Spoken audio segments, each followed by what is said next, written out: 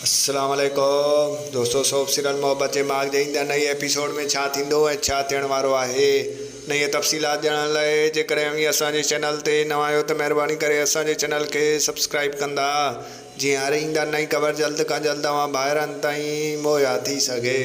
दोस्तों, हाणे हलूं था ड्रामे जी तफ़सीलात जी तरफ़। तव्हांखे ॾेखारियो वेंदो त ईंदड़ नई एपिसोड में राणी ऐं हुनजी सहेली जेको आहे पाण में ॻाल्हियूं कंदियूं ऐं तव्हांखे ॿुधाईंदा हलूं त राणी चवंदसि त तुंहिंजो भाउ जेको आहे सो जीअं मुंहिंजी दिलि जेको आहे सो मोर लाइ उतावली आहे, ईअं ई जेको आहे सो रांझा हिते नाज़ा खां सवाइ परेशान हुयो। रांझनि जेको आहे सो हिकु ॻोठु छॾे वियो ऐं नाज़ा खे ॻोल्हणु आहे। ऐं उॾां वरी तव्हांखे ॿुधाईंदा हलूं त ईंदड़ नई एपिसोड में मुजेरी ऐं हुनजे घर वारा परेशान हूंदा ऐं चवंदा त आख़िर हे ॾुखिया ॾींहं असां सां कॾहिं ख़तमु थींदा, सुखिया ॾींहं असां वटि कॾहिं ईंदा। तंहिंखां बि मुजेरी हुनखे दिलासो ॾींदे चवंदो त जेको आहे तमामु जल्द सुखिया ॾींहं अचण वारा आहिनि।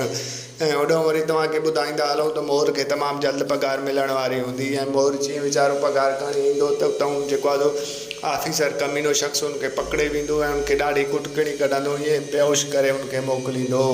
ऐं होॾां वरी तव्हांखे ॿुधाईंदा हलूं त ईंदड़ नई एपिसोड में मुजेरी ॻोठ वारनि सां कचहरी कंदो। ॻोठ वारा चवंदसि त ख़ैरनि सां अॼु जेको आहे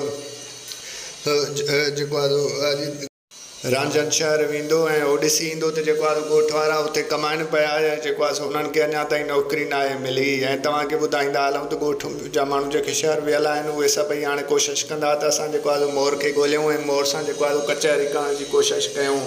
ऐं तव्हांखे ॿुधाईंदा हलूं त मोर हिननि खे थी सघे थो त मिले पर हाल हिननि जे बंगले ते न ईंदो ऐं हू ॻोठु वञण जी कोशिशि कंदो। ऐं तव्हां ॿारनि खे ॿुधाईंदा हलूं त हिन ड्रामे में कुझु नवां जेके एक्टर आया आहिनि उहे तमामु बहितरीनु मज़ो करे रहिया आहिनि। दोस्तों, तव्हांखे मुंहिंजो रिपोर्ट कीअं लॻो कमेंट में पंहिंजो राय ॾींदा वठंदासीं। जल्द मिलंदासीं नए वीडियो में। रखंदा पंहिंजो ख़्यालु, ॾींदा इजाज़त। अल्लाह हाफ़िज़।